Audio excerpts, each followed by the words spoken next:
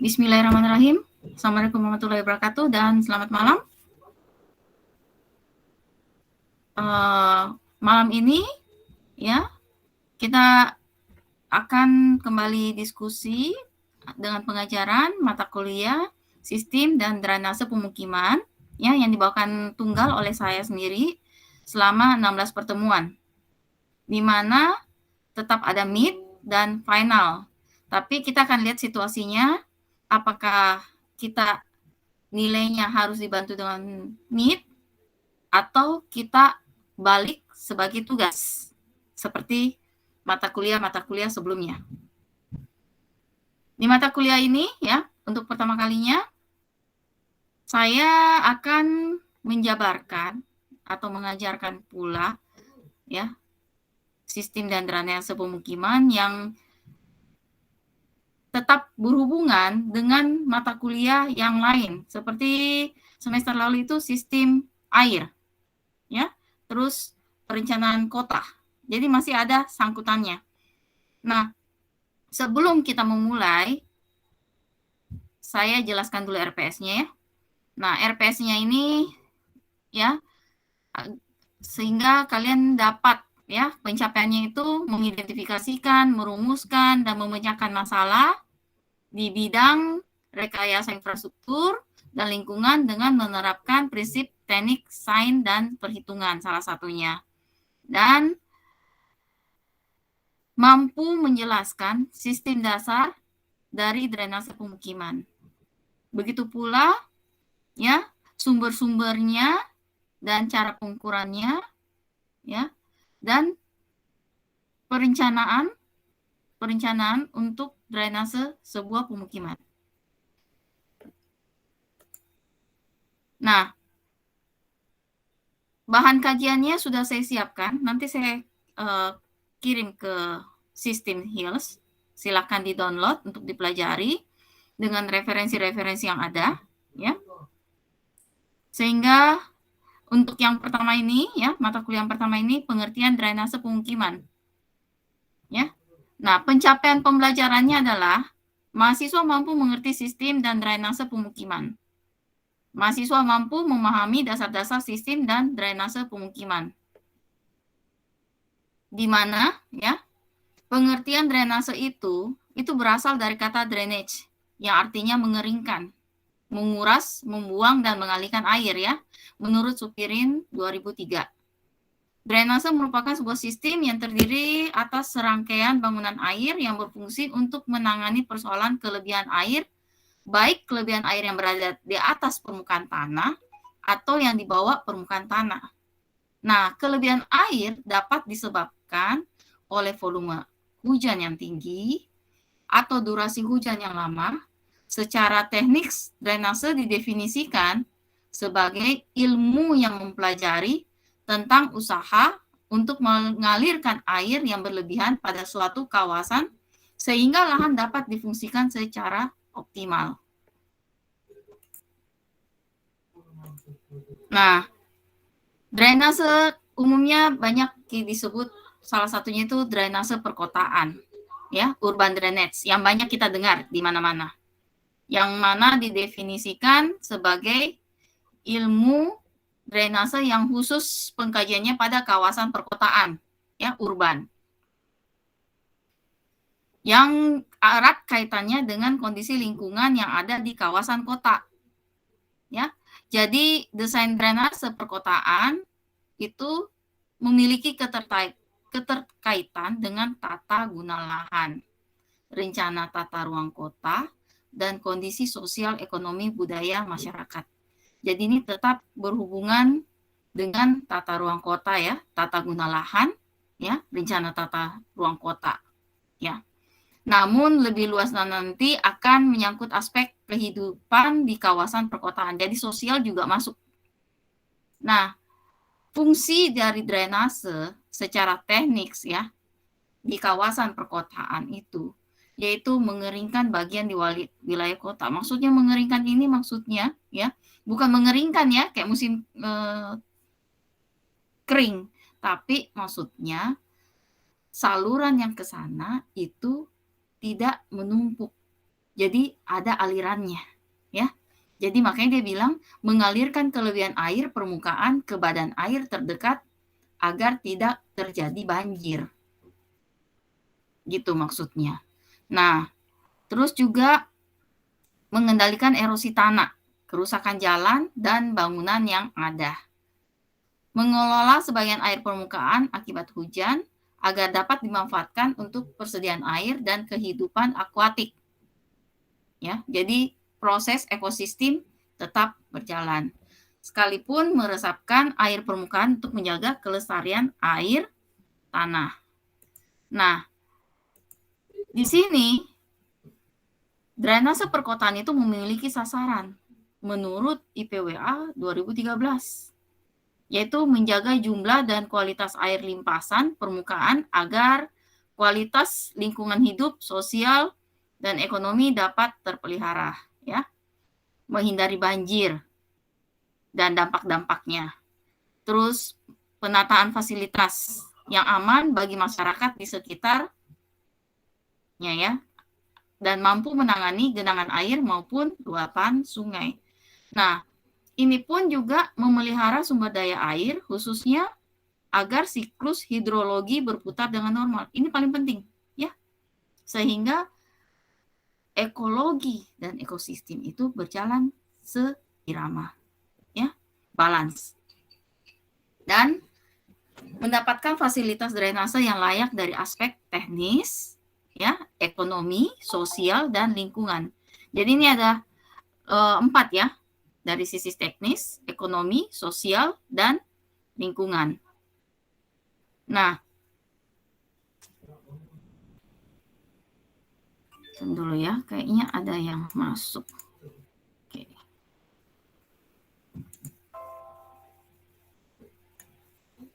Oke. Nah, ini pun ya, drainase perkotaan sasarannya itu tetap menjamin kesehatan dan kesejahteraan masyarakat. Sehingga juga meningkatkan kesadaran masyarakat akan banjir. Kelihatan nggak ya? Kabur. Jelas sih Bu, jelas. Oke. Cuman tulisannya agak kecil. Tulisannya agak kecil. Gimana caranya saya besarkan? Bisa sih, saya kasih. Tapi ini bisa. Bisa terbaca sih Bu. Bisa. Ini boleh. Ini kelihatan nggak? Jadi tadi drainase perkotaan, ada lagi juga drainase jalan raya. Ini terbaca ya?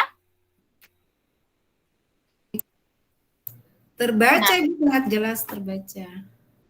Drainase jalan raya itu sebagian dari sistem drainase perkotaan yang memiliki fungsi beberapa. Mengalirkan air secepat mungkin keluar dari permukaan perkerasan jalan, ya.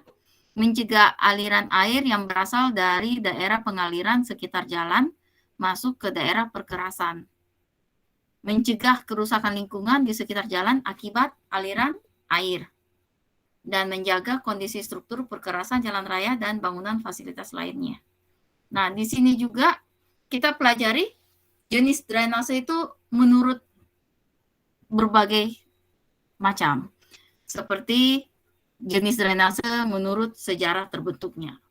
Jadi drainase itu terbentuk bisa juga secara alami, yang disebut natural drainage.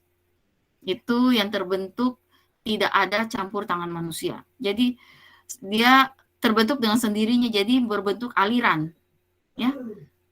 Karena dia terbentuk dari gerusan air limpasan permukaan atau dari sumber air. Hujan yang bergerak secara gravitasi yang lambat lalu membentuk jalan air yang permanen.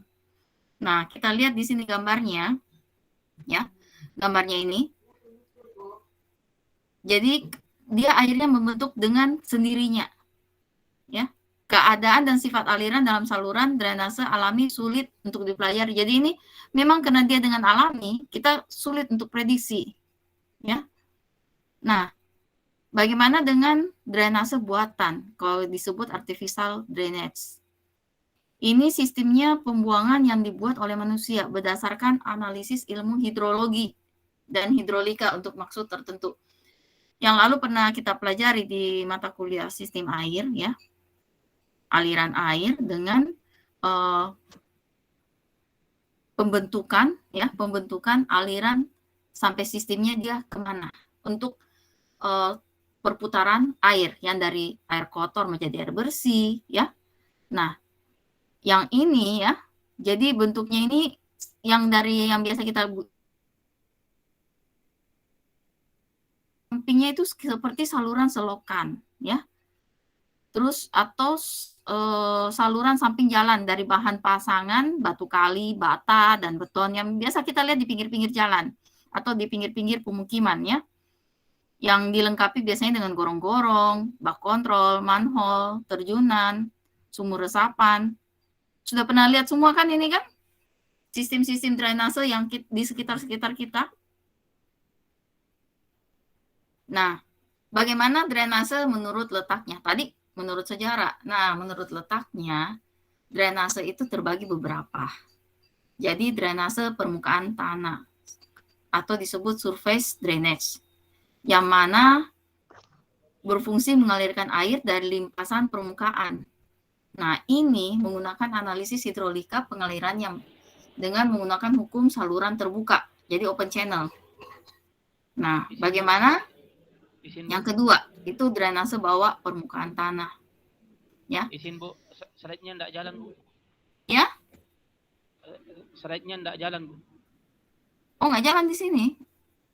Oh, di sini nih. Kelihatan ini, Dek? Iya Bu, jenis drainase menurut letaknya. Oke, ini. Kelihatan ya? Hanya agak kecil mungkin. Berikutnya akan saya perbesar deh. Nah, kalau berikutnya itu jenis drainase menurut fungsi. Jadi tadi kita lihat drainase berdasarkan sejarah, ya. Terus drainase berdasarkan letak. Nah, ini drainasenya ini menurut fungsi.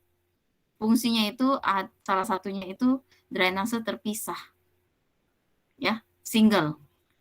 Di mana dia berfungsi mengalirkan satu jenis air buangan.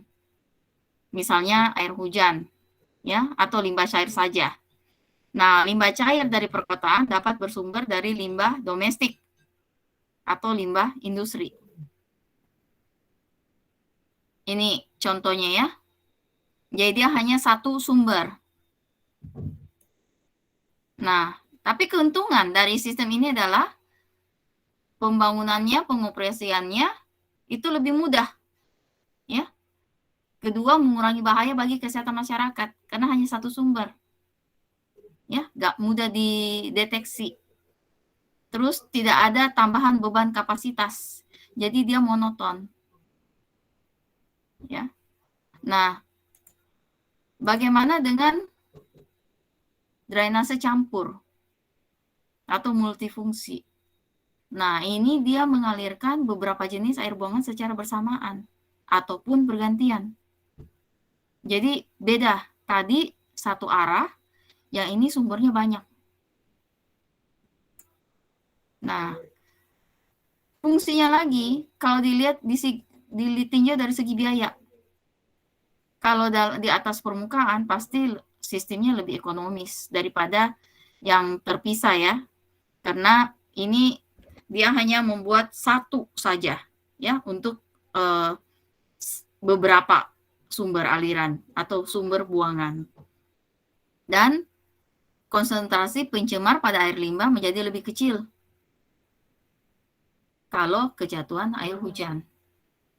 Tapi jangan lupa kerugiannya itu adalah dia akan meningkatkan beban pengelolaan limbah jika salurannya terbuka sehingga bisa mengganggu kesehatan limbahnya. Nah, sekarang jenis drainase menurut konstruksi. Ya, salah satunya itu saluran terbuka. Nah, saluran terbuka ini umumnya berbentuk persegi, trapesium atau setengah lingkaran. Ini mudah deh dilihat di sekitar kita. Ya. Kita bisa lihat di sekitar kita itu ada. Biasanya itu untuk pembuangan air hujan atau air buangan lainnya yang tidak mengganggu lingkungan. Jadi aliran hujan. dan dia berada pada daerah yang padat. Jadi ini kelebihannya ini mudah di pemeliharaan, jadi gampang dibersihkan ya. Tapi dari segi estetika ya, ini bisa menjadi limbah padat. Nah, bagaimana kalau salurannya tidak terbuka? Jadi ini yang rata-rata, contohnya ini yang rata-rata biasa di gorong-gorong besar ya. Dan umumnya untuk negara-negara maju, mereka sudah menggunakan sistem ini, saluran tidak terbuka. Ya, umumnya juga digunakan di perkotaan, tapi untuk tempat-tempat tertentu. Tapi kalau untuk yang saat ini di Jepang ya, untuk di luar negeri, semuanya sudah tertutup. Ya, dan umumnya ini di perkotaan. Ya.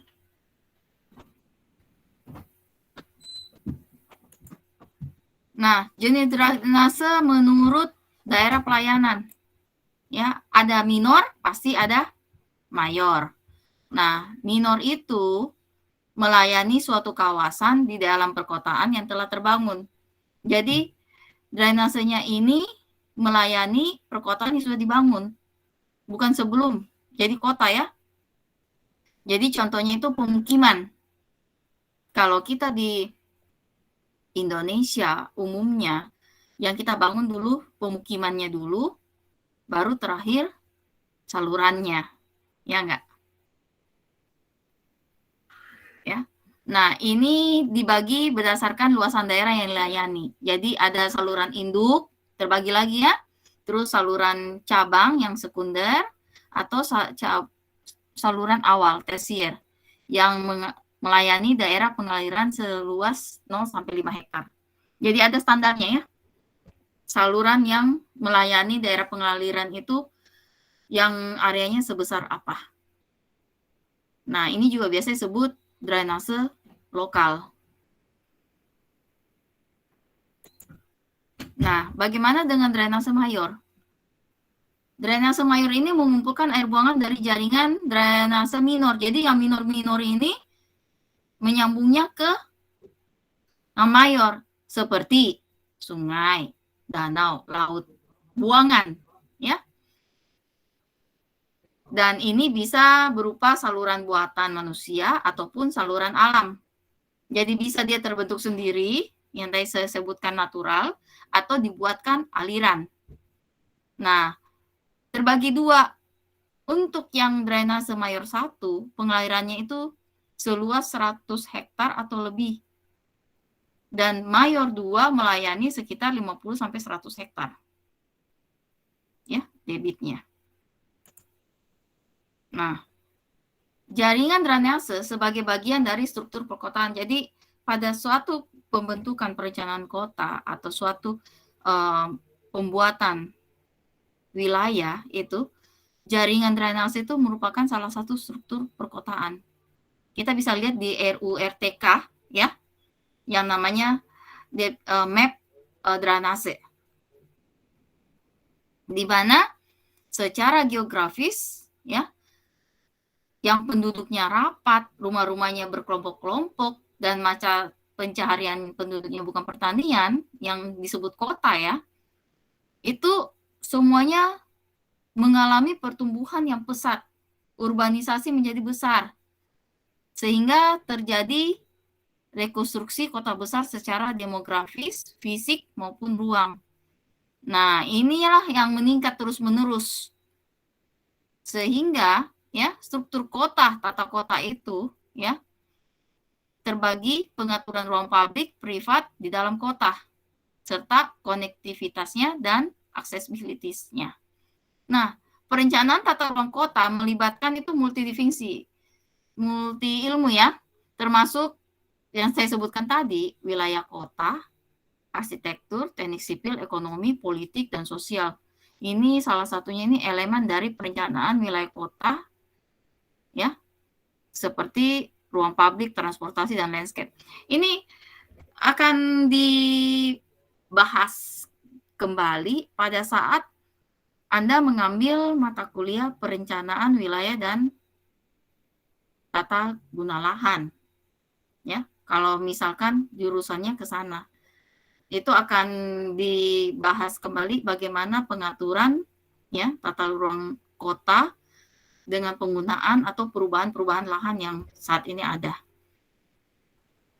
Nah, salah satu yang tadi saya sebutkan ya, perencanaan kota itu diwujudkan secara umum dalam dokumen. Jadi untuk tata kota itu ya, untuk membentuk suatu drainase itu juga kita butuh rencana tata ruang kota ya, untuk pengaturan atau konsep perencanaan drainase pemukiman ya. Nah, infrastruktur di kawasan perkotaan itu ada 3, yaitu sistem air bersih ya, sistem sanitasi air buangan ya, yang sanitasi ya, terus sistem pembuangan air hujan. Jadi 3 yang saat ini terjadi ya, yang ada air bersih, pembuangan ya, air buangan, dan air hujan. Ini biasanya 3 saluran yang ada. Nah, ini harus dikelola sehingga dapat dimanfaatkan secara optimal dan berkelanjutan. Ya. Tapi kadang-kadang kesalahan dalam pengelolaan itu mengakibatkan banjir atau kekeringan atau erosi atau pencemaran ya, yang mencemarkan lingkungan sekitar kita atau keamanan kesehatan kita. Nah, dalam konteks perencanaan wilayah kota, pengertian sistem drainase perkotaan adalah prasarana yang terdiri dari sekumpulan sistem saluran dalam kota. Ya, jadi bukan hanya satu saluran, ya, sekumpulan sistem saluran yang bisa dari tadi saya sebutkan air bersih, sanitasi, nah, dan air hujan.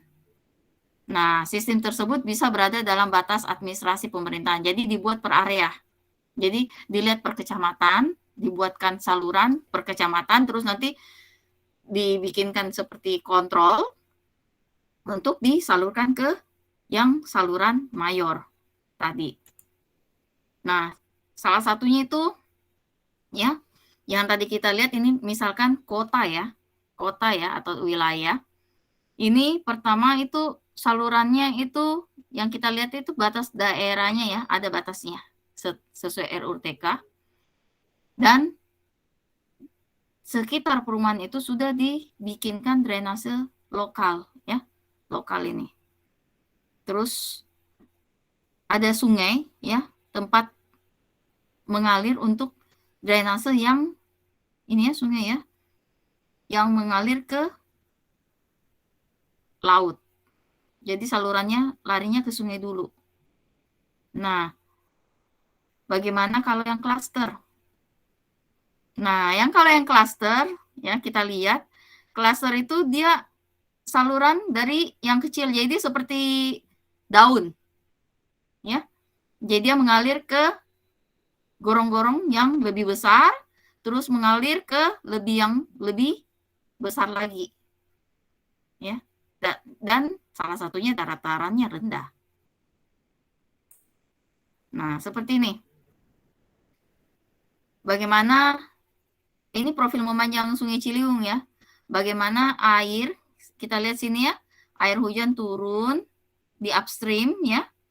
Terus ada yang di resapan, ada yang mengalir di waduk ya, terus turun ke area ya, dan ada juga yang menguap ya, makin turun ke downstream.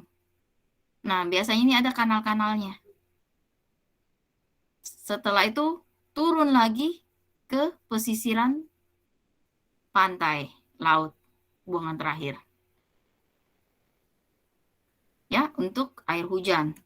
Nah, jadi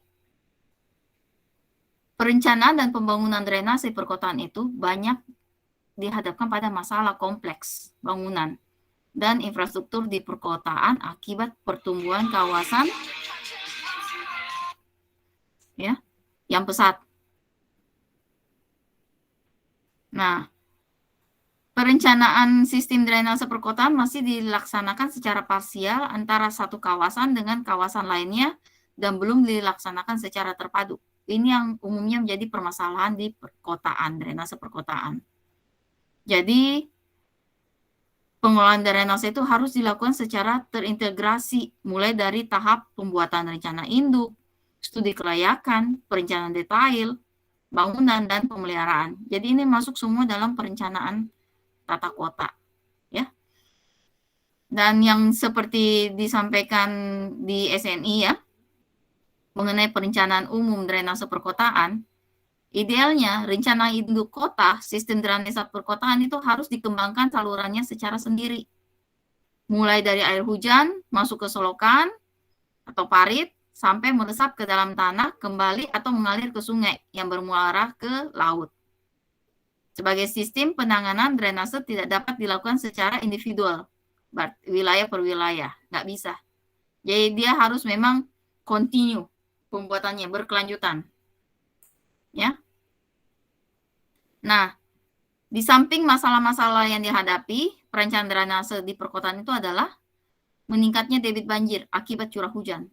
Nah, ini kalau pada masuk musim hujan, ya, perubahan iklim, itu akan mengakibatkan debit banjir besar, ya. Sehingga berkurangnya resapan karena perubahan tata guna lahan. Ada juga, ya. Terus penurunan muka tanah akibat pengambilan air tanah yang berlebihan. Penyempitan dan pendangkalan saluran akibat sumbatan limbah padat dan pemukiman liar di sisi sungai. Terus pasang surut air laut, meningkatkan muka air sungai di daerah muara. Ini penting ya di dalam membentuk atau merencanakan drainase di perwilayah itu perlu dipertimbangkan ya. Jadi itu rencana induk itu disusun dengan memperhatikan rencana pengembangan kota, rencana prasarana dan sarana lainnya ya. Terus harus memperhatikan keterpaduan pelaksanaan dengan prasarana kota lainnya sehingga dapat meminimalkan biaya pelaksanaan. Jadi dari segi ekonomi ya, dari sisi lingkungan dan dari segi teknis ya, biaya operasional. Ini perlu diperhatikan dan umumnya ya arahan pembangunan sistem drainase di perkotaan itu 25 tahun. Baru setelah itu akan diadakan peninjauan kembali disesuaikan dengan keperluan. Ya. Dan itu harus disahkan secara sah oleh instansi atau oleh yang berwenang. Nah, yang perlu kita lihat juga adalah bagaimana sih banjir perkotaan. Mungkin sudah pada pernah lihat ya, banjir penyebab apa sih? Itu banjir itu adalah air yang menggenang di permukaan lahan yang biasanya kering secara tidak normal, baik secara dari hujan maupun luapan air. Nah, banjir di perkotaan itu disebabkan oleh apa sih? Ya, salah satunya kegiatan manusia yang disebut dinamis. Itu urbanisasi yang tidak terkontrol, perluasan daerah pemukiman, dan perubahan tata guna lahan menjadi daerah yang dibangun dengan perluasan lahan yang kedap. Nah, pengisian daerah dataran rendah dengan bangunan tanpa atau dengan sedikit pertimbangan atas drainase. Ini juga penyebab banjir perkotaan ya. Atau juga sistem drainase utama dengan konstruksi yang tidak berizin. Ya, dan ketidakcukupan saluran drainase untuk hujan dan limbah di daerah pemukiman yang diperluas. Ini banyak yang akhirnya jadi permasalahannya. Terus lemahnya sistem pemeliharaan, lemahnya koordinasi antara organisasi yang terkait dengan pembangunan. Nah, yang paling parah pun ini sampah pada saluran drainase. Nah, di sini kita lihat pengembangan daerah aliran sungai ya yang tidak terkendali. Terjadi erosi ataupun longsor. Dan pada musim kemarau air sungai nyaris kering. Jadi pada saat datang banjir bandang, langsung daerah banjirnya meluas. Ya. Jadi peresapan air berkurang, muka air tanah turun, mata air kering, terjadi instruksi laut. Ya. Inilah yang tidak terkendali. Nah, tadi akibat kondisi manusia, ya. Nah, bagaimana kondisi alam dinamis? Nah, ini yang tidak bisa biasa kita prediksi. Jadi kita biasanya melihat dari histori, iklim, dan kita identifikasi yang mana dia ekstrim, ya. Curah hujannya tertinggi, itu dikalkulasi. Karena curah hujan dengan intensitas yang tinggi dapat menjadi faktor pertama terjadinya banjir dan genangan. Terus tinggi pasang surut laut merupakan faktor penyebab banjir untuk kota yang ada di sekitar pantai. Nah, ini kondisi alam. Itu harus kita lihat geografi. Apabila kota dibangun daerah pegunungan, akan menyebabkan lahan resapan air akan tertutup oleh bangunan dan infrastruktur kota. Ya. Apabila kota dibangun di tepi pantai, pengaruh pasang surut akan menyebabkan sebagian aliran tidak dapat mengalir secara gravitasi. Nah, bagaimana dengan topografi? Kondisi topografi yang bergelombang. Ini bisa juga ya. Untuk kota yang berada di bagian yang rendah akan rawan terkena banjir dan genangan. Nah, bagaimana dengan geometri alur sungai? Yang perlu kita lihat di sini adalah kemiringan dasar sungai yang terlalu besar dan menimbulkan gerusan dasar sungai. Hal ini menyebabkan konsentrasi sedimentasi pada bagian hilir yang datar dapat menyebabkan saluran sungai cepat menjadi dangkal. Nah, umumnya yang disebut meandering terjadi pada alir sungai yang disebut ya sebagai sungai tua, di mana kemiringan alur sungai sudah berkurang, berarti dia sudah banyak mengering ya, dan alur sungainya itu sudah makin lama makin sempit ya. Sehingga yang terjadi itu sedimentasi atau pengendapan pada bagian yang alirannya menurun. Nah, endapan sedimentasi ini akan dapat membelok ala aliran ke kanan atau ke kiri sehingga sungai menjadi berkelok-kelok. Nah, biasanya itu aliran sungai yang umumnya itu dia besarannya atau lebarnya, misalkan lebarnya sungai itu 20 meter. Karena adanya endapan sedimen dan terjadi ya, endapan yang terjadi, itu dia akan jadi mengecil. Nah, mengecil ini dia akan menjadikan pada saat curah hujan tinggi, itu aliran sungai itu bisa jadi meluap. Ya, alirannya. Sehingga dia airnya, karena dia meluap, airnya dia akan membentuk aliran-aliran secara natural untuk mencari arah kemiringan yang rendah. Pastikan sifat air itu mencari atau menelusuri aliran yang lebih rendah. Ya, seperti itu.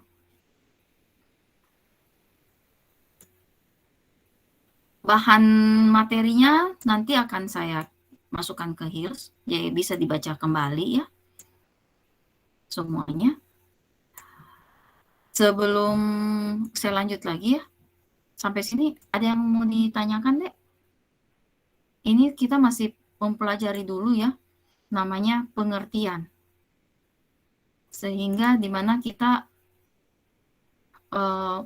perlu adanya bagaimana bisa tahu pengertian-pengertian itu sebelum kita masuk ke permasalahan.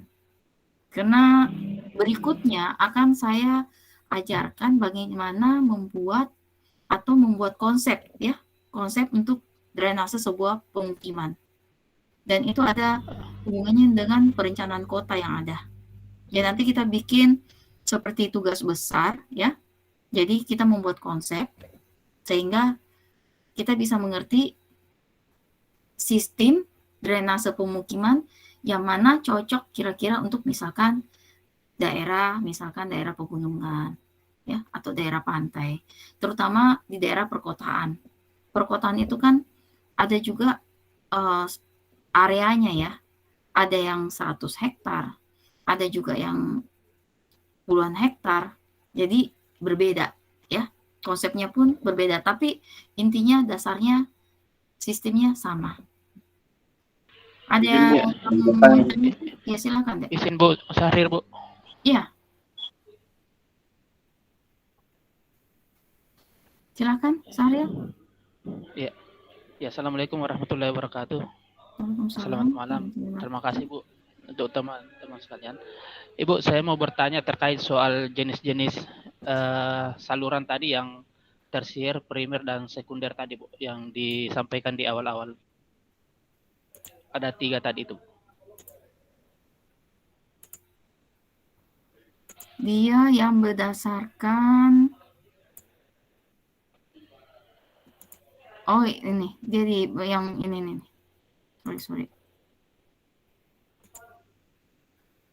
Dia sebelumnya di sini. Di atas kayaknya Bu, di atas.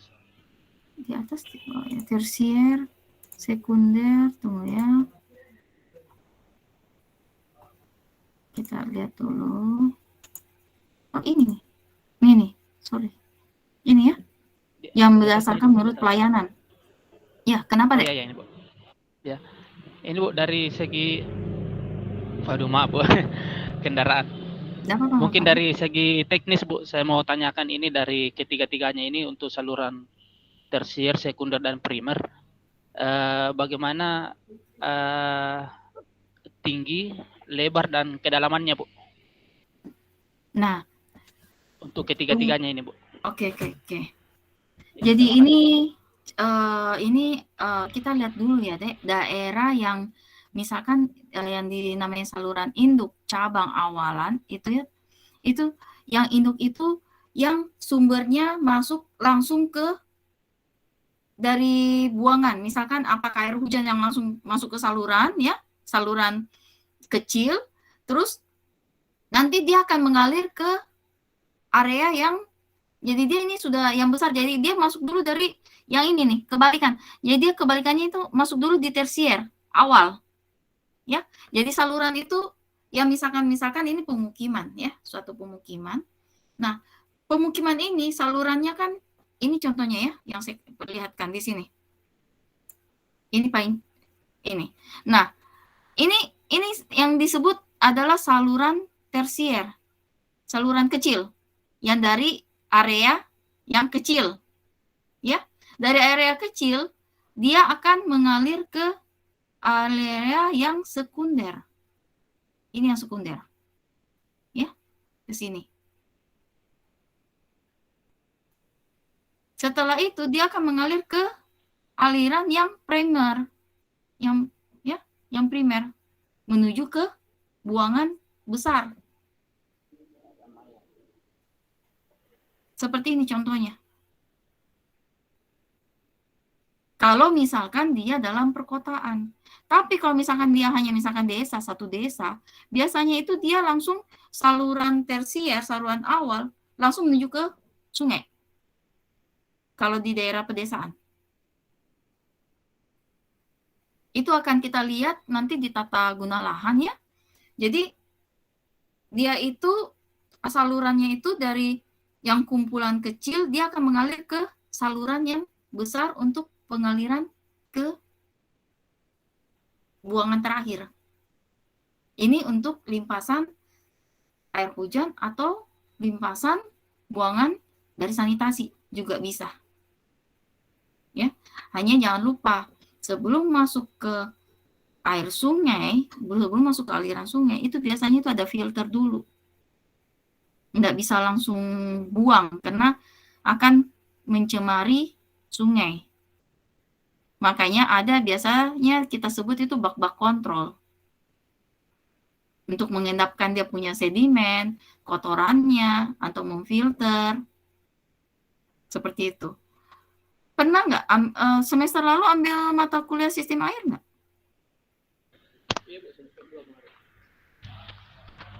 Setahu saya ada, pernah saya jelaskan ya, di sistem air itu sebelum air dibuang atau digunakan kembali, jadi alirannya itu kalau misalkan air yang bisa di recycling itu salurannya berpisah. dengan saluran yang dibuang langsung ke laut. Itu terpisah. Ya, terpisah, nggak sama. Jadi untuk yang difilter itu alirannya beda. Jadi memang buangannya itu alirannya sudah beda sendiri dengan misalkan kalau air hujan ya, dia salurannya pun beda sendiri gitu. Itu sekarang lagi namanya disebut biasa difilter kembali ya untuk penggunaan, tapi bukan untuk digunakan minum, tapi digunakan kembali untuk keperluan lain. Misalkan untuk siram taman ya atau perkebunan ya, karena itu zat kimianya sudah dibuang. Tapi ada juga yang seperti kita lihat PDAM itu kan sebenarnya ya, kalau kita lihat PDAM itu baknya itu betul-betul kotor banget. Tapi kenapa sampai di kita punya pemukiman itu jadinya bersih? Coba. Karena itu kan dia di filter ya. Diambil zatnya yang tidak digunakan dibuang, endapannya pun dibuang ya. Setelah itu difilter sehingga kembali menjadi air bersih. Seperti itu. Ya, Dek ya? Ada lagi yang mau ditanyakan? Izin Bu, izin. Iya, silakan. Meluruskan kembali Bu. Ini Bu, kalau untuk ketiga-tiganya tadi Bu, tuh Bu, untuk jenis saluran tersier, primer dan sekunder, secara teknis itu Bu, idealnya seperti apa Bu? Tinggi, lebar dan kedalamannya Bu? Tinggi, lebar, kedalamannya tergantung dari bagaimana kebutuhan pemukiman, Dek. Misalkan kalau dia pemukimannya kecil. Artinya tidak ada standar baku Bu ya? Enggak. Kalau biasanya umumnya itu kalau yang secara arsitektur ya, itu disesuaikan dengan bahu jalan. Sehingga dia tidak mengganggu. Jadi biasanya itu di bahu jalan sebelah dalam.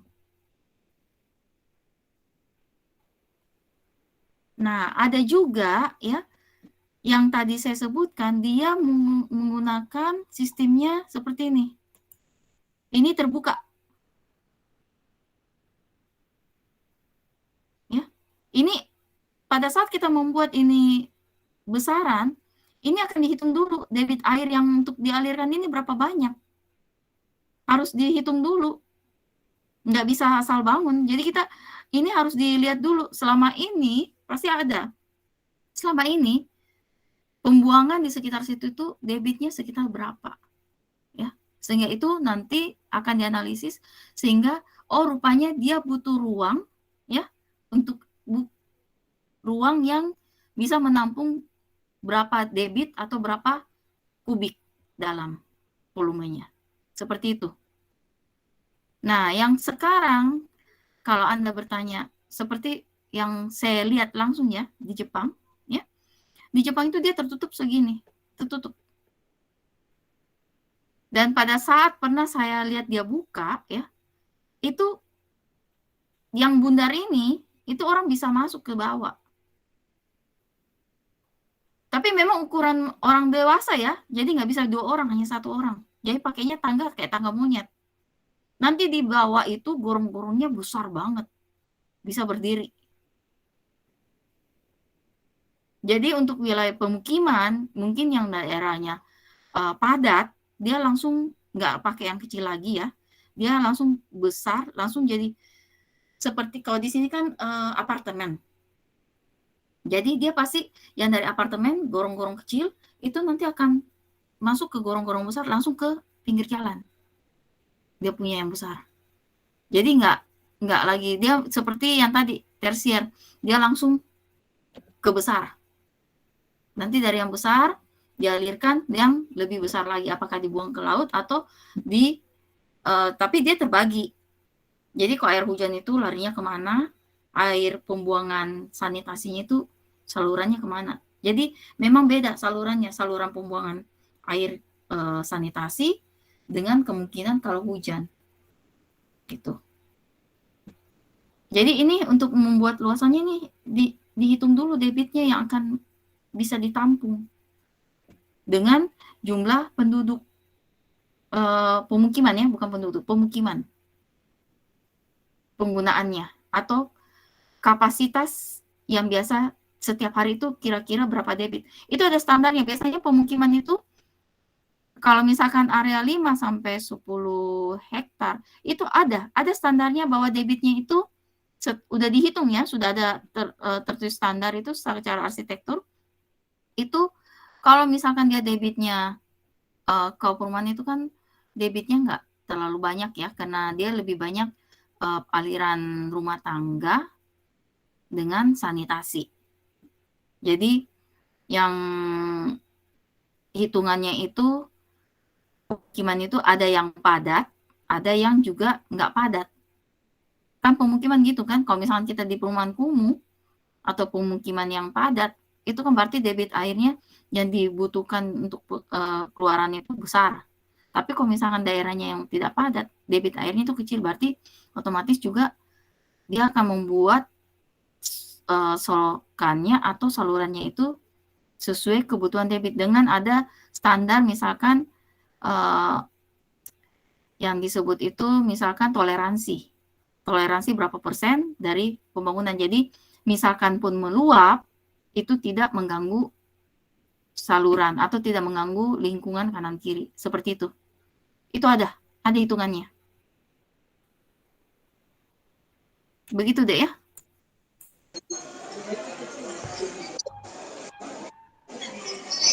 Bu, ada lagi yang Bu. Iya, silakan deh. Ya. Mudah-mudahan maksimal Bu, karena saya ini ada di tempat persinggahan ini di perjalanan. Iya. Ya, izin Bu, ini kalau kami di daerah memang sangat problematik sekali Bu, dan ini menjadi masalah sebenarnya, dan ini kadang-kadang menjadi problem yang hampir-hampir tidak ada penyelesaian. Misalnya kalau kami di daerah, saya bicara mungkin konteksnya Kota Mamuju, yang pertama tidak ada master plan yang prinsipnya utuh untuk membuat sistem terkoneksi, misalnya dari tersier, sekunder, primer. Lalu kemudian ditambah lagi sekarang ini problem utama ini karena kantong-kantong penampungan air itu kan mulai terbangun dengan pembangunan kota provinsi baru nih Bu. Nah, misalnya kejadian 2 hari yang lalu, kebetulan Rumah Sakit Bayangkara itu kan ada dibangun di daerah hilir. Ya. Nah, kejadiannya itu masuk air sampai di dalam ruangan itu. Nah, ada satu masalah yang saya lihat Ibu, kelihatannya pemerintah kota ini tidak berpikir secara progresif dalam konteks yang jangka panjang itu, bahwa daerah pesisir kami ini di Kota Mamuju yang permukaan air laut itu cenderung lebih tinggi dari daratan pesisir. Nah, ketika air pasang datang lalu kemudian dihadapkan lagi dengan intensitas hujan yang tinggi di waktu yang sama, kejadiannya seperti kemarin ini. Nah, yang barangkali yang ingin saya tanyakan Ibu, bahwa kira-kira kalau kita menggunakan konsep waterponding misalnya, di mana air kita tampung di satu tempat lalu kemudian kita sistem pompanisasi, apakah ini efektif dan tidak membebani daerah dari aspek operasional maintenance Ibu? Karena kita tahu daerah ini kan sangat terbatas dari segi pembiayaan. Mungkin beda kalau kota-kota besar, mungkin Makassar mungkin mampu, anggaplah begitu. Tapi kalau kami di Mamuju, mungkin saya sih pesimis. Barangkali mungkin ada pengalaman Ibu, mohon izin, siapa tahu ada konsep-konsep yang relatif hemat biaya misalnya, kira-kira begitu Bu. Mohon izin, saya kembalikan Ibu. Oke. Saya inikan saja yang sesuai dengan konsep ya. Sebenarnya pada saat untuk pembangunan rumah sakit di daerah hilir, sebelum melakukan pembangunan ya, atau sebelum melakukan konstruksi, desain, terutama desain ya, itu biasanya ada analisa tata guna lahan, ya, di mana dilihat itu dari segi manapun, misalkan bagaimana ini kondisi lahannya, bagaimana dia punya topografi, bagaimana dia punya ketinggian, bagaimana dia punya curah hujan yang masuk, sehingga dapat dipikirkan apakah ini perlu dibangun rumah sakit di sini atau dipindah lokasikan. Sebenarnya itu dari desain awal sebelum mendesain rumah sakit. apakah memang dia melakukan misalkan membangun sebuah rumah sakit di daerah hilir, misalkan dia tetap membangun rumah sakit daerah hilir, alasan kebutuhan. Nah, ini harus dipikirkan karena ini daerah banjir misalkan ya. Berarti ini harus dipikirkan bagaimana pencegahannya sehingga ini yang pembangunan di daerah hilir ini tidak terjadi banjir. Apakah dibikinkan, karena misalkan daerah hilir ini kan rendah, apakah dibikinkan misalkan penampungan ya, bak atau aliran besar, kalau misalkan biasanya banyak sekarang yang menggunakan reservoir ya, atau bak-bak besar, sehingga itu airnya bisa digunakan untuk keperluan lain. Jadi bukan hanya langsung dibuang, tapi bisa dimanfaatkan untuk yang lain, lingkungan, gitu. Misalkan sekarang sudah terjadi, ini hilir. Nah sekarang penanganannya harus dipikirkan, ini aliran airnya ini mau dikemanakan supaya tidak tidak kena ini pada bangunan. Nah, otomatis itulah kita sebagai pendesain, kita akan mendesain kembali ulang. Apakah ini alirannya ini bagaimana dibelokkan gitu loh. Sehingga alirannya ini tidak mengalir ke daerah yang kebangunan. Jadi dia berkelok. Jadi aliran limpasan air itu walaupun dia ke hilir, tapi dia berkelok tidak mengenai bangunan, alur bangunan. Bisa jadi pada saat mendesain itu untuk tata lahannya mungkin ya, saya kan nggak lihat desainnya ya, mungkin dia menaikkan ketinggian tanahnya sebelum membangun. Jadi ditimbun dulu, misalkan ditimbun dulu misalkan sekitar 3 meter atau 5 meter, baru dibikinkan bangunan. Hanya pasti pondasinya beda. Kalau daerah hilir itu kan dia lembek ya, tanah lunak. Jadi pasti pondasinya beda. Dan kedua, daerah hilir itu kan sebenarnya kan juga bukan hanya ini ya, pada saat hujan itu sudah pasti banjir biasanya. Alirannya sudah sampai ke hilir. Dan sebenarnya untuk Mamuju ya, ini kan Mamuju kan sebenarnya kota baru. Sebenarnya paling bagus sebelum dia membangun kota untuk menjadi kota maju, semestinya dia membuat RURTK, penggunaan tata guna lahan.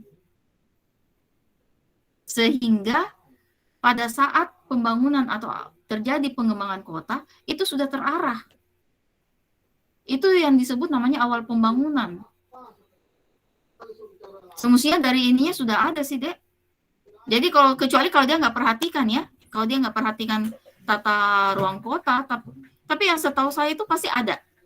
Karena itu nanti tata ruang kota itu akan terjadi lagi pengembangan atau enggak arahan pembangunan ke depannya itu seperti apa. Jadi biasanya itu nanti direvisi ulang. Biasanya itu ada sekitar 10 tahunan. Jadi revisinya itu 5, 10 direvisi. Mungkin ada perubahan-perubahan tata lahan atau perubahan-perubahan kebutuhan. Jadi tata kotanya direvisi lagi mapnya. Biasanya ada. Nah, kalau kami ya yang terbiasa dengan, kalau saya sih menggunakan GIS ya. Jadi pada saat perhitungan dengan GIS atau analisis dengan GIS, itu dari situ kita sudah lihat hilir pun bisa dibangun, tapi kita mengurangi resiko. Kan ada kan yang namanya bagian yang parah, ada juga masih bisa diperbaiki, ada juga nggak apa-apa gitu. Itu kan ada identifikasinya, itu ada klasifikasinya.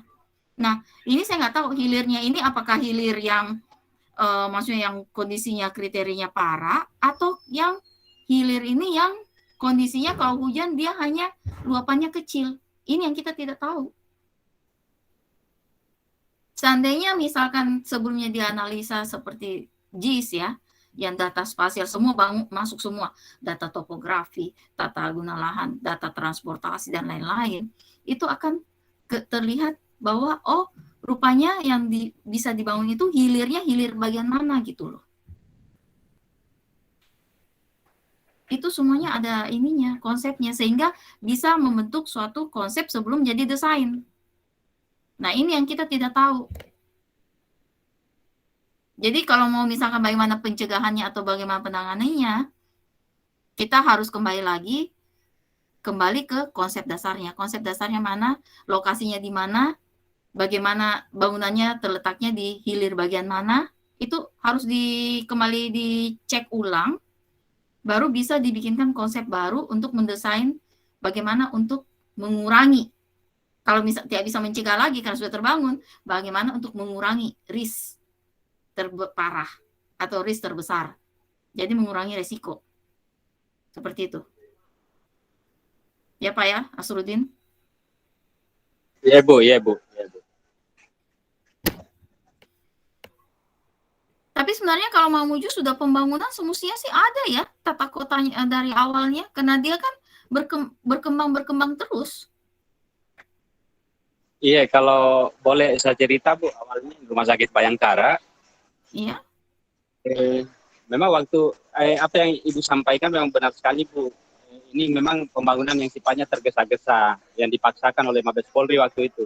Karena PU kan melihat memang tingkat risiko dalam jangka panjang. Karena waktu itu debit banjir yang diukur itu memang masih memungkinkan. Tapi kan hanya space 50 cm. Nah kami waktu itu, saya masih di PU waktu itu, kami minta untuk di stop dulu pembangunan atau jangan dimulai dulu, kemudian kita naikkan elevasi sekitar 2 meter atau 1 meter lah begitu waktu itu, tapi dipaksakan karena anggaran harus selesai waktu itu. Nah ternyata memang kenyataannya sekarang memang sudah tidak bisa dikendalikan, karena 2 hari yang lalu sempat mati total lampu generator tergenang air. Nah ya sekarang ini lagi dipikirkan kira-kira bagaimana, karena ini di samping rumah sakit ada sungai besar yang langsung memang berhadapan dengan laut, lalu kemudian dia dikelilingi oleh luapan air, kiri sungai, kanan sungai, belakang suplai air dari pemukiman. Nah inilah sekarang yang coba dipikirkan kira-kira bagaimana mencegah, apakah tanggul dibuat sekeliling bangunan, ataukah di dalam kompleks bangunan ini dibuat semacam penampungan air yang masuk, nanti kemudian dilakukan pompanisasi. Nah ini yang belum diputuskan sekarang Bu. Tapi apa yang Ibu sampaikan insya Allah menjadi dasar bagi saya barangkali untuk memberikan input masukan. Memang harus dibuka konsep dasar, konsep awal, karena memang dari konsep awal ini memang terkesan memang sudah dipaksakan untuk dibangun rumah sakit itu. Terima kasih banyak Bu. Kalau ini Pak Asrudin, ada satu Siap, penanganannya seperti yang saya lihat di luar ya. Biasanya itu kalau memang dia di samping sungai itu dibikinkan tanggul samping sungai, bukan di bangunan, samping sungai. Nah betul Bu, ya belum maksimal Bu, belum maksimal memang. Bukan bangunannya ya, bukan bangunan yang dipasangkan tanggul, bukan. Tapi sungainya dibikinkan tanggul kanan kiri. Memang sih pekerjaannya lebih berat, karena nggak mungkin tanggul dibikin hanya sebelah kiri saja yang bagian dekat rumah sakit, tapi seberangnya nggak dibikin, harus dibikin bersamaan, karena kalau tidak bisa meluap ke sebelah. Ya, betul Bu. Kalau yang saya lihat di Jepang, bangunannya kan rata-rata di pinggir-pinggir sungai ya. Ada di ini, jadi mereka itu membuat tanggul. Nah, karena sekarang tanggul kan mahal, ya enggak? Karena itu kan beton. Itu kan kembali lagi ke grey infrastruktur. Ya, pembangunannya mahal. Makanya kembali kita mundur ke green infrastruktur. Yaitu dengan menggunakan bahan natural kembali. Back to nature. Jadi tetap menjaga ekosistem sungai tidak punah, tetap siklus ekologinya berjalan, ya. Jadi biasanya itu dibikinkan seperti tanggul, tapi bukan tanggul beton, yang dari kerikil batu-batu sungai, terus yang dipasangkan itu yang ditanamkan itu mangrove, atau yang dipasangkan lagi itu yang kayak semak-semak, sehingga penyerapannya lebih cepat. Gitu. Itu juga bisa. Jadi serapannya lebih cepat, dan kedua juga aliran sungai pun dia meluap, nggak langsung meluap. Nggak langsung meluap gitu loh. Karena ada filternya. Seperti kayaknya pernah deh saya kasih lihat contoh, saya punya penelitian ya, yang di pinggir sungai, bangunan di pinggir sungai. Nanti deh minggu depan saya akan perlihatkan. Ada kayaknya di sini, tunggu ya, saya lihat dulu.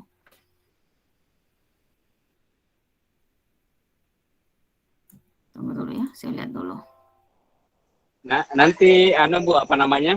Mungkin di momen-momen perkuliahan barangkali nanti saya coba bisa jadikan sebagai salah satu studi kasus yang barangkali menjadi bahan diskusi dalam perkuliahan. Nanti saya coba video situasi rumah sakit keliling. Boleh? Nanti menjadi bahan diskusi barangkali Bu akan menarik. Bisa, ini bisa. Kalau Jadi kita jadikan saja ya, jadi bagaimana membuat konsep ya, untuk membuat konsep penanggulangan ya dengan kondisi drainasenya yang sekarang. Itu bisa. Itu ya, betul Bu. Itu bisa Anda jadikan untuk membuat konsep baru, dan sebenarnya itu bisa jadi penelitian Anda. Siap. Ada. Kalau saya sih selalu kalau memang ini bisa, ini kalau kita mendapatkan satu kasus seperti itu bisa dijadikan penelitian. Ya, Penelitian yang bisa dimanfaatkan langsung. Betul. Karena saya pernah alami satu permasalahan di Kota Makassar. Ya, Makassar itu kan sering banjir. Ya. Nah, rupanya luapan airnya itu dari laut ke Sungai Talo. Dan rupanya ada juga masukan dari perkotaan. Jadi ini bertabrakan, dan kondisi topografi Makassar itu flat, 0 rata-rata, datar. Sehingga air ini mau mengalir nggak tahu kemana. Akhirnya menjadi genangan air, banjir. Itu ada, analisanya ada. Saya pernah bikin analisanya itu, sehingga dibuatkan konsep green infrastruktur yang bisa pertama menangani banjir, mencegah banjir, dan ketiga areanya itu tetap difungsikan. Bisa jadi pertanian, ya, bisa jadi perikanan, terus juga bisa jadi wisata dengan pemanfaatan banjir. Betul. Itu bisa. Jadi jangan berpikir banjir itu musibah ya. Banjir juga bisa digunakan, dimanfaatkan.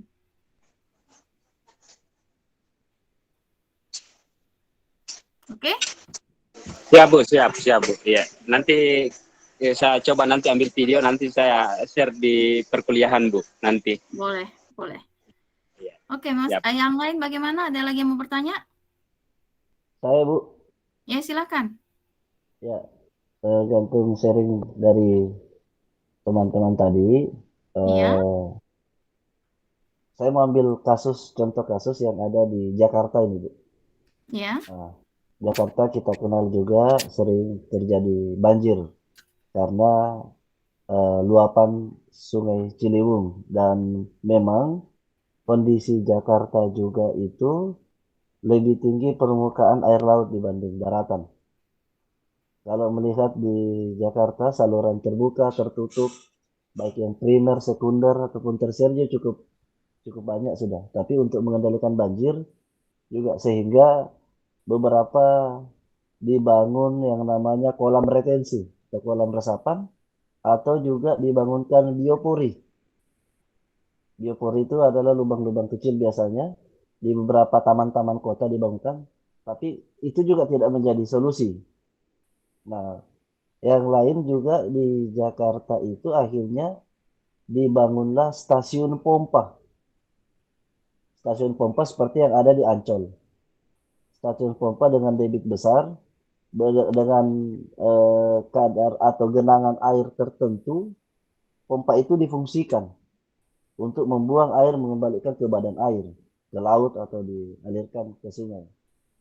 Tapi melihat situasi itu, sudah berapa titik stasiun pompa di Ancol, di Sunter, di beberapa di Pluit itu sudah banyak pompa, tapi kondisi curah hujan ataupun mungkin permukiman di pesisir di pinggiran Sungai Ciliwung juga masih padat dan belum disiplin juga, ya akhirnya banjir juga tetap terjadi begitu. Bagaimana Banjir dengan juga ininya, Pak?